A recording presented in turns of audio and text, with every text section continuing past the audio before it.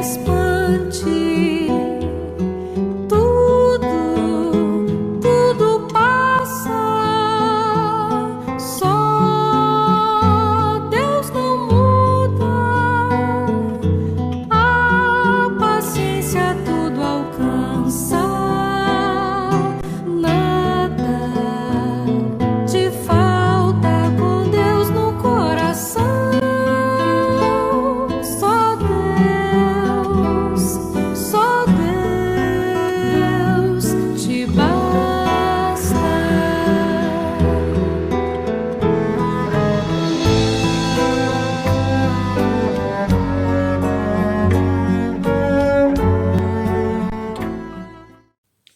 Saudações, irmãos e irmãs.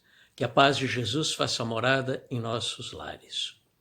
É nosso propósito hoje falar a respeito da prática ou o culto do Evangelho no lar, que não é criação do Espiritismo, mas uma prática dos primeiros cristãos, quando Jesus falava nas margens do Tiberíades e na casa de Simão Pedro, onde o Mestre fizesse parada. Para nos harmonizar, leremos uma página do livro Caminho, Verdade e Vida e após uma prece. A lição 25, que tem por título Tende calma, é com base no Evangelho de João 6,10.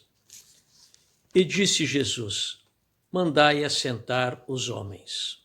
E Emmanuel nos discorre. Esta passagem do Evangelho de João é das mais significativas. Verifica-se quando a multidão de quase 5.000 pessoas tem necessidade de pão no isolamento da natureza. Os discípulos estão preocupados.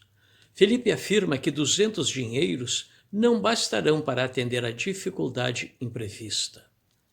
André conduz o mestre, um jovem que trazia consigo 5 pães de cevada e 2 peixes. Todos discutem.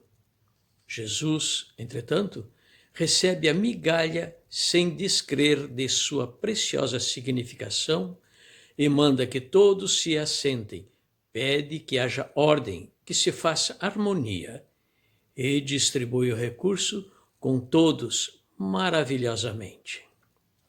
A grandeza da lição é profunda. Os homens esfomeados de paz reclamam a assistência do Cristo. Falam nele, suplicam-lhe socorro, aguardam-lhe as manifestações. Não conseguem, todavia, estabelecer a ordem em si mesmos para a recepção do recurso celeste. Misturam Jesus com as suas imprecações, suas ansiedades loucas e seus desejos criminosos. Naturalmente, se desesperam cada vez mais desorientados, porquanto não querem ouvir o convite à calma.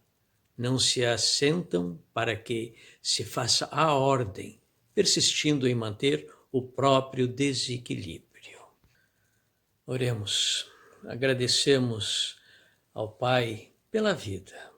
Agradecemos a Jesus pelo seu Evangelho de amor, de ternura, que é o caminho, que é a vida. Obrigado, Jesus. Obrigado, Pai. Obrigado, Irmã Teresa. Estamos distantes da tua casa física, mas certamente junto ao teu coração. Obrigado. O homem é um ser eminentemente social, político. Vivemos em sociedade por necessidade evolutiva. Está arraigado em nosso psiquismo.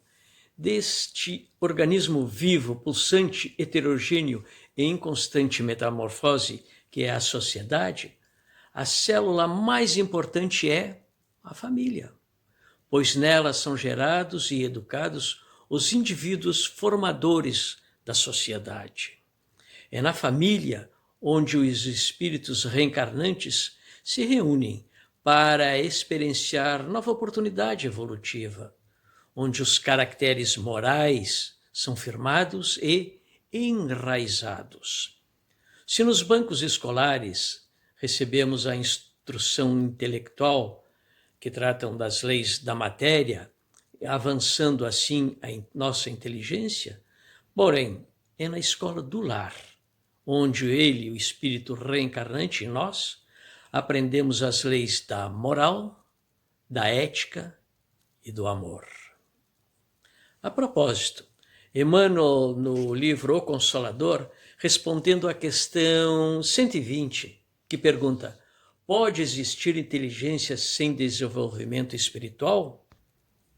E responde: diremos melhor, inteligência humana sem desenvolvimento sentimental.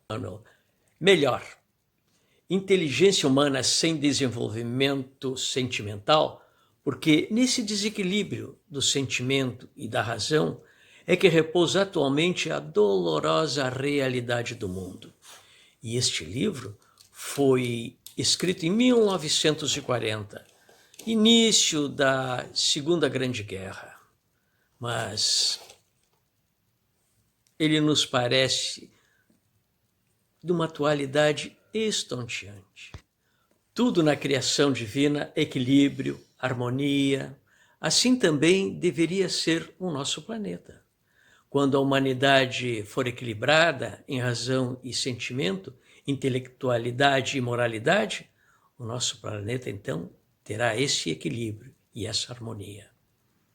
Ainda Emmanuel, discorrendo a respeito do intelectualismo, como vimos anteriormente, ele nos diz que dentre o adiantamento moral e o adiantamento intelectual, o primeiro, moral, é mais importante que o intelectual, pois esse, o intelectual, sem o moral, é causa muitas vezes da queda do espírito. Isso é importante. Então, Emmanuel dá mais valor à moralidade do que à intelectualidade. A harmonia da sociedade depende da harmonia dos nossos lares. É consequência. Se não conseguirmos harmonizar o nosso lar, como iremos harmonizar a nossa sociedade? Possuímos em nossas mãos uma ferramenta excepcional, eu diria mesmo divina, para atender aos propósitos de buscar o entendimento entre os familiares. E esta ferramenta nos propicia o engajamento dos partícipes na melhoria, digo mesmo na transformação moral e ética preconizada pela Boa Nova. A ferramenta é a prática ou o estudo ou o culto do Evangelho no lar. Excepcional ferramenta. É durante o estudo que ouviremos o querido Rabi nos falando das margens do Tiberíades, onde, sobre o reino do céu, que está dentro de nós, e como alcançá-lo através da luta transformadora em busca de nossa elevação moral. Se queremos uma sociedade mais igualitária, fraterna, solidária, ética, comecemos educando os seus cidadãos para o bem, para a solidariedade, para fazei ao vosso próximo o que gostarias que vos fizesseis. Aquilo que Jesus nos convida a fazer, o segundo mandamento, como falamos anteriormente. Se buscamos uma sociedade melhor, isto é, vizinhos melhores, bairro melhor, cidade, estado, país, planeta melhores, comecemos então no nosso lar, por nossa família. São nossos irmãos mais próximos.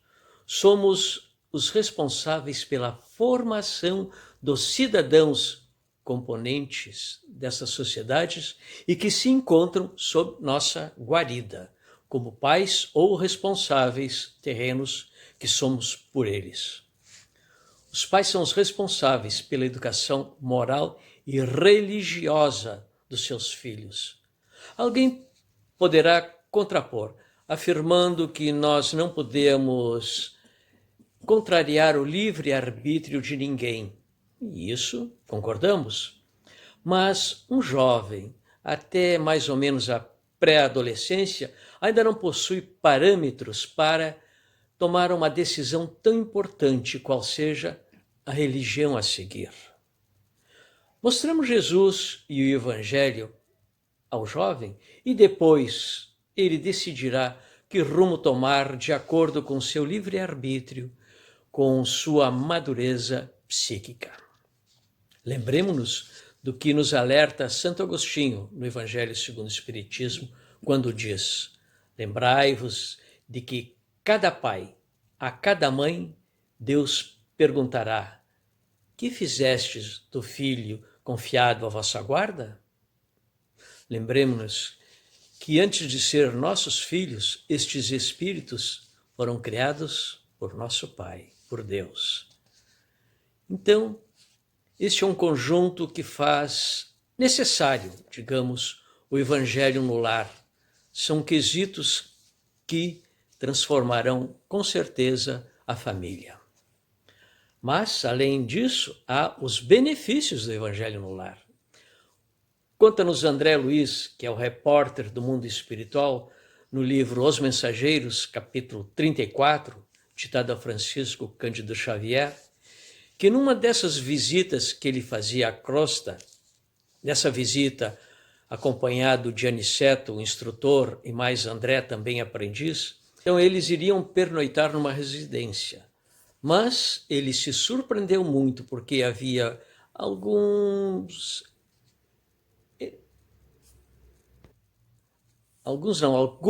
observações a serem atendidas. Ele diz textualmente: aquela residência de aspecto tão humilde que alcançávamos agora proporcionava-me cariciosa impressão de conforto. Estava lindamente iluminada por clarões espirituais que recordavam precisamente nossa cidade. A cidade que ele se refere é o nosso lar na espiritualidade. Aproximamo-nos e, estupefato, observei que numerosos companheiros espirituais assomavam a janela saudando-nos alegremente. Que significava tudo aquilo? De outras vezes visitar a minha cidade e meu antigo lar, mas nunca vira tal coisa. Um cavalheiro muito simpático e acolhedor abriu-nos a porta. E este pormenor foi outra nota imprevista. Tal não sucedia quando voltava à minha velha casa terrena.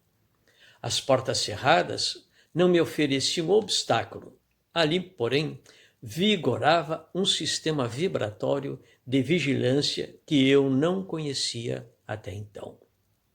É porque, naquele lar, era praticado o culto do Evangelho. Então, são defesas da espiritualidade no lar onde é feito o culto do Evangelho. Este é um depoimento sob a ótica do mundo espiritual, mostrando as consequências benéficas do lar que cultua o Evangelho. A residência fica protegida por uma barreira vibratória e somente adentrando a casa, espíritos convidados pelo encarregado espiritual da casa ou aqueles que a gente convida, né? Os companheiros não muito chegados, né? Mas eles adentram também a nossa casa. Joana de Ângeles, no livro Messe de Amor, ela nos informa que, quando é praticado o Evangelho no lar, as vibrações alcançam as vizinhanças, a rua. E se o Evangelho for feito em um apartamento, todo o edifício se beneficia, qual lâmpada ignorada acesa na ventania. Que imagem ela nos dá, hein? Uma lâmpada numa noite, está lá acesa na ventania, nos mostrando o caminho. Outra grande e importante benefício é o tratamento das relações interpessoais na família. É a oportunidade que a família tem de aplanar as arestas com carinho, afetuosidade, caridade, procurando não fazer, nesta ocasião, confronto beligerante, pois estão na presença de Jesus e dos espíritos benevolentes que estão ali reunidos para apoiar e proteger o nosso lar, a nossa casa e a família.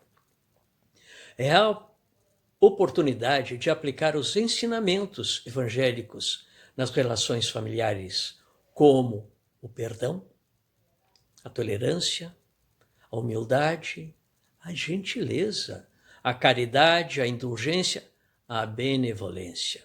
Colocar em prática o segundo mandamento, como falamos: amarás o teu próximo como a ti mesmo. Os ensinos exarados no Evangelho de Jesus devem pautar o nosso caráter, a nossa moral.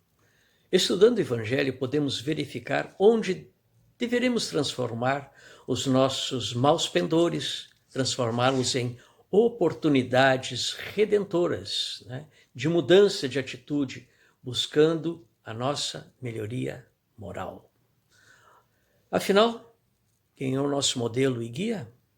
Para quem não sabe, os mestres nos dizem que é Jesus.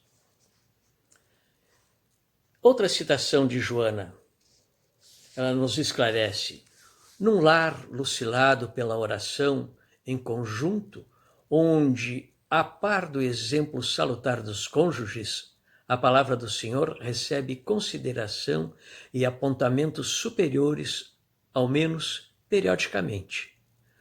Os dramas passionais, as ocorrências infelizes, os temores e as discórdias cedem lugar à compreensão fraternal, à caridade recíproca, à paciência, ao amor. Ali se caldeiam os complexos fenômenos da evolução e se resolvem em clima de entendimentos os problemas urgentes que dizem respeito à recuperação de cada um. Então, durante o Evangelho no lar, a gente recebe tanto auxílio, tantas dores. Vamos para agora uma parte principal também. Como fazer o culto do Evangelho no lar? Qual é a maneira, qual é a mecânica? Vamos nós então. Primeiro, escolher um dia e horário da semana em que toda a família possa estar reunida. Pelo menos 30 minutos. E esse dia e horário deve ser constante, pois nesta reunião nós estamos acompanhados por espíritos benevolentes, espíritos superiores que vêm nos ajudar. E esses espíritos contam com muita atividade no mundo espiritual e eles têm os horários também determinados. Então, eles têm que se agendar para fazer este atendimento junto conosco. Segundo, preparar a mesa e colocar uma jarra com água pura.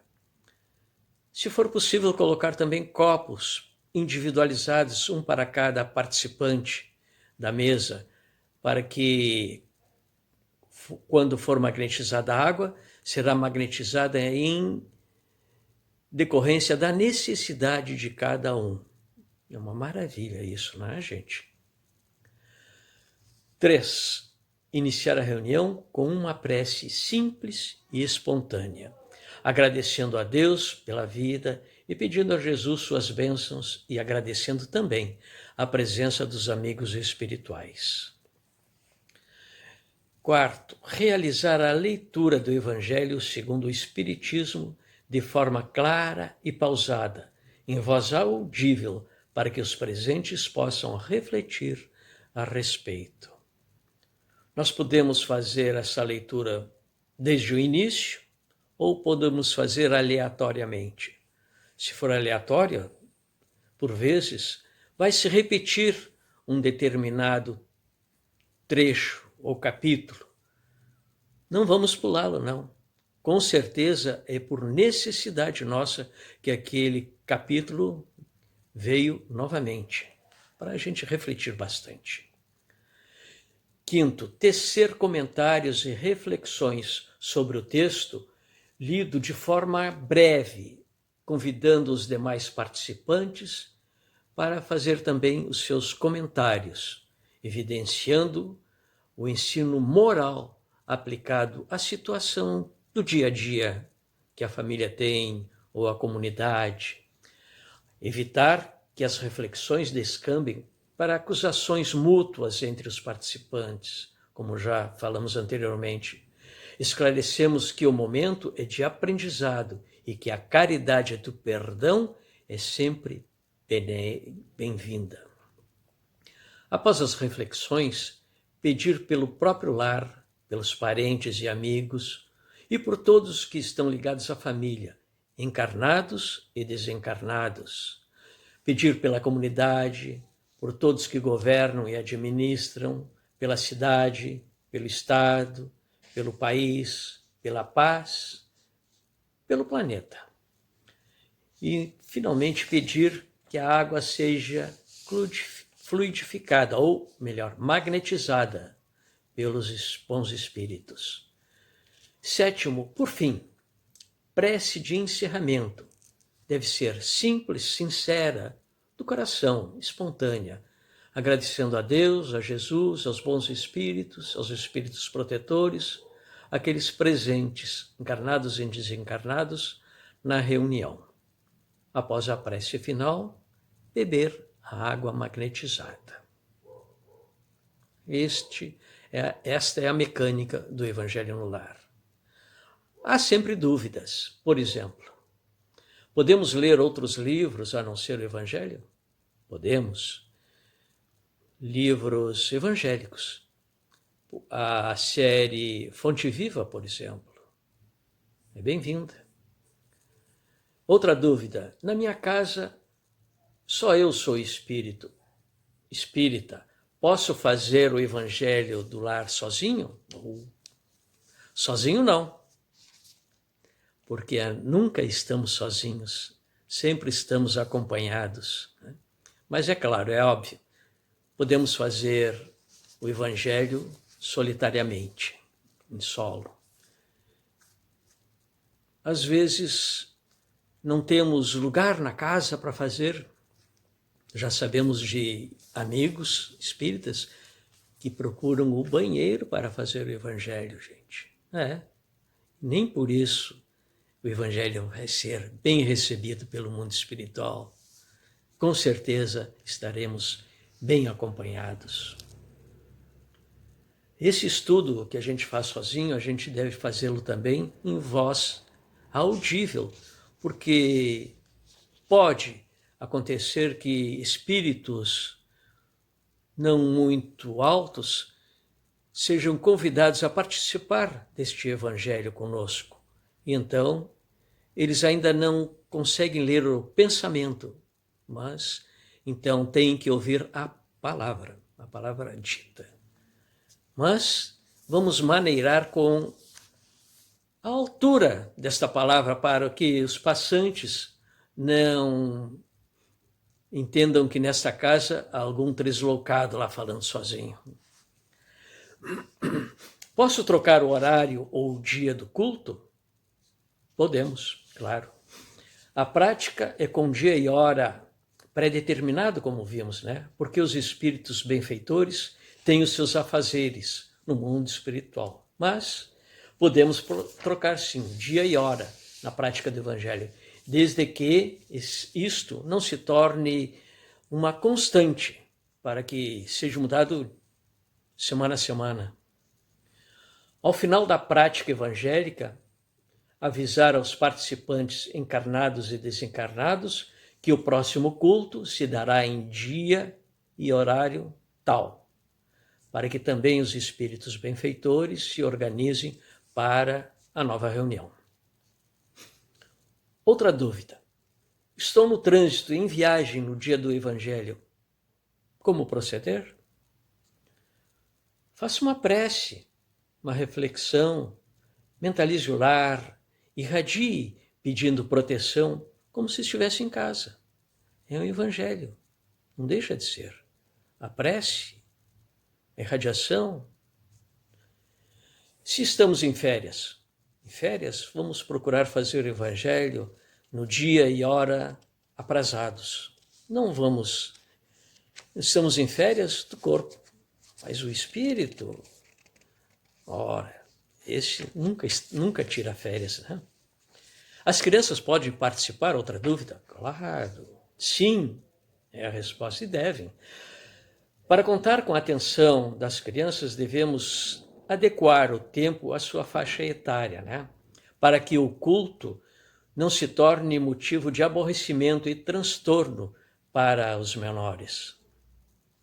Captar a atenção dos filhos através de literatura de apoio às crianças. Nós temos literaturas como o Evangelho da Meninada, Cartilha do Bem, Histórias que Jesus Contou, Os Meus Deveres, Pai Nosso.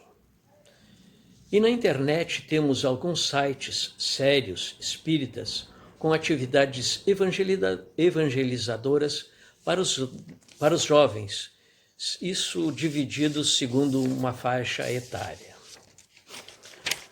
Outra dúvida, se não tiver ninguém em casa? Se não tiver ninguém em casa, né? O que vamos fazer? Vamos fazer aonde nós estivermos, como vimos anteriormente, no horário acordado. Se não for possível, façamos a prece. Mas agora, se é só o casal que não está em casa, se tiverem os filhos, tio, avós, outro familiar qualquer, eles podem fazer o Evangelho, com certeza, na mesma hora e dia. Outra dúvida, se recebermos visita inesperada na hora do Evangelho, né?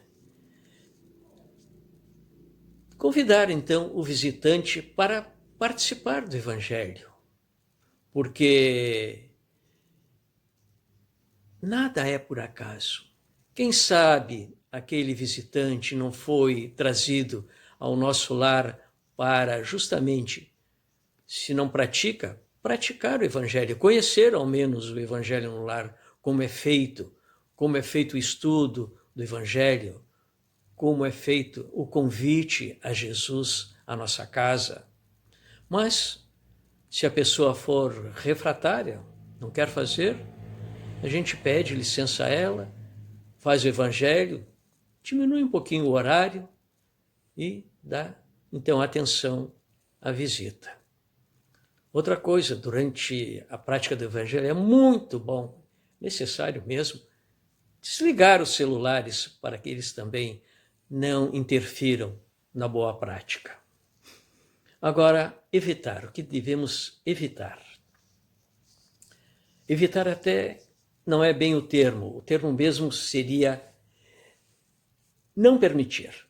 Não permitir a prática da manifestação mediúnica, pois que o local adequado à manifestação mediúnica é no centro espírita, onde lá o local é guardado, ou melhor, é cuidado para que não haja interferência de irmãos ainda refratários às leis divinas. Reiteramos que é muito perigosa a manifestação mediúnica em ambiente desprotegido pelo plano maior.